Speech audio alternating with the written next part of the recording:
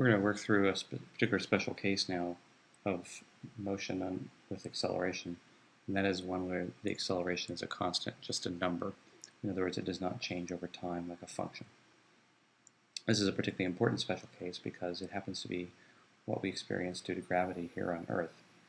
We can't justify this just yet, but we will come to talk about that the acceleration here on Earth is a rather constant, minus 9.8 meters per second squared. This number sometimes gets the designation of little g. So g is a number that depends, basically being on the surface of the Earth. If we were basically anywhere on Earth, g is about the same number. Sometimes it's a little bit more, sometimes a little less, depending if you're high or low in altitude. But all objects fall with a roughly constant acceleration. And like I said, we can't justify this just now. But it is a roughly good approximation that it's a constant. And it will be up to Isaac Newton later to tell us about how apples falling from a tree allowed him to derive what this acceleration g was going to turn out to be. I should point out also g in the British system turns out to be about 32 feet per second squared, although it's more common to use 9.8. In fact, 9.8 is close enough to 10 that for many calculations we'll end up just using that g is approximately 10. So now why is this a particularly important special case for us? Because we should remember that a is the derivative with respect to time of velocity. And if we're now saying that that's a constant, well, this has an implication. So that will lead to dv equals a times dt. We'll just multiply both sides by dt. And then v of t, the antiderivative, will be found by integrating dv, or integrating a times dt. And that antiderivative will then equal at with some constant. How did I do that? Well, if this a is a constant, it pulls out of the integral. It doesn't depend on time. And the integral of dt is just t. And you can always slip an extra constant on here, because if I took a derivative of this again, took dv dt, then the derivative of this term would just be a, and the derivative of this term would be 0, so I would end up back to where I started at. So if we like, this indicates a velocity that's going to be growing with time, plus some initial velocity at time t equals 0. It also means that the position as a function of time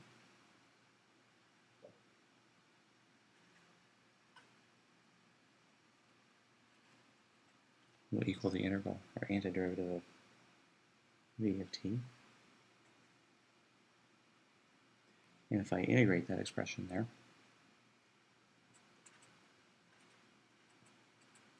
it becomes 1/2 at squared plus v naught t plus x naught, where x naught is another constant of integration. So there are two expressions here.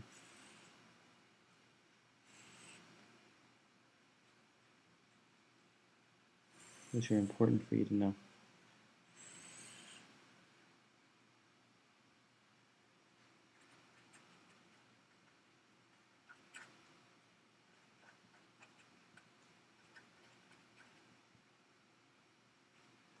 Assuming constant acceleration, then the position as a function of time will be quadratic. It will be 1/2 at squared, a is acceleration, plus v naught t plus x naught. And the velocity as a function of time will equal at plus v naught. A is acceleration, x naught is the initial position at time t equals 0. V naught is initial velocity at time t equals 0. In other words, if I plug in t equals 0 to this expression, because it's a function of time, this first term is 0, and v naught is that velocity that would exist at time t equals 0. It's the initial condition. In the same way, if I plug in times 0 here for this function, this term and this term are both 0, and x naught ends up being the position that is there at that initial time.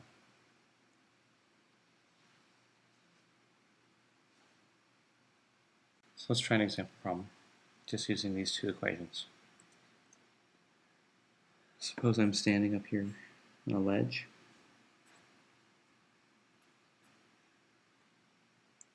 And the ground is down below. This height will be 1 meter. And if I just let a ball go, it's going to fall, of course. And I could ask how long until it hits the ground. Well, the thing I have to remember is my expression for position as a function of time.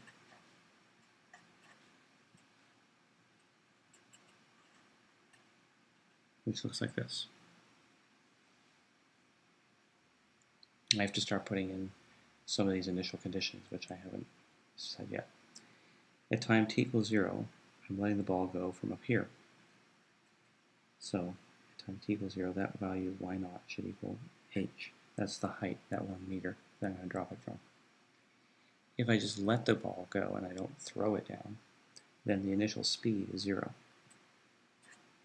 So this term is 0. And the acceleration here is minus g.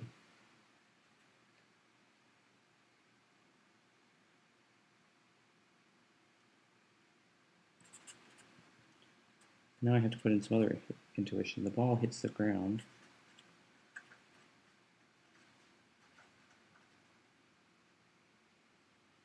Then y of t equals 0. I don't necessarily know when that time is, but I know at that time this function of y should return 0.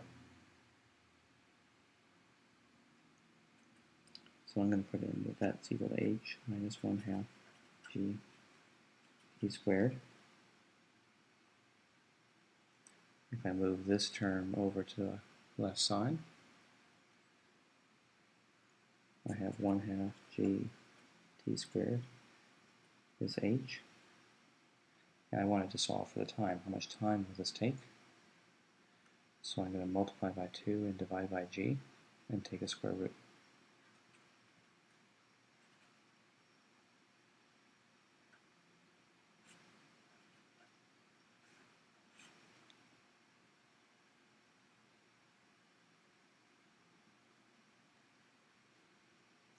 We can try putting in our numbers.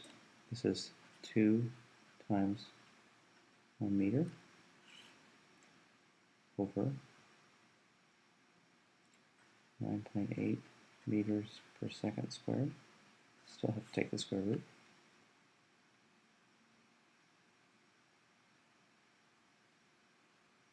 It's worth doing a unit check right now, just to make sure I haven't made a silly mistake. I have meters here, which will cancel meters in the denominator. And I have seconds squared in the denominator of the denominator, so this will flip and it'll become seconds squared in the numerator. I'll take the square root, so this will only be in seconds. So this value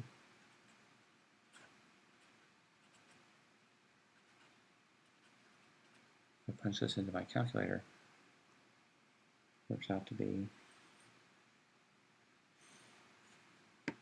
0.452 seconds. Now, there's none of these equations that I want you to memorize. This is not necessarily the most important equation to memorize, or this is not. The most important equation to know all the time is this one, the one we started with, because it's one of two equations that we derived at the very beginning of this, and it will get us anywhere we need to go. The only things I had to really learn to do here were to insert some intuition around what are these initial conditions and what are the conditions of the situation when I want to know something. So I wanted to know the time when the ball hits the ground, and I had to know to put 0 right there, because that's where the ground is in this coordinate system. So it's like there's a y coordinate system that goes up the side like that. I could also ask you,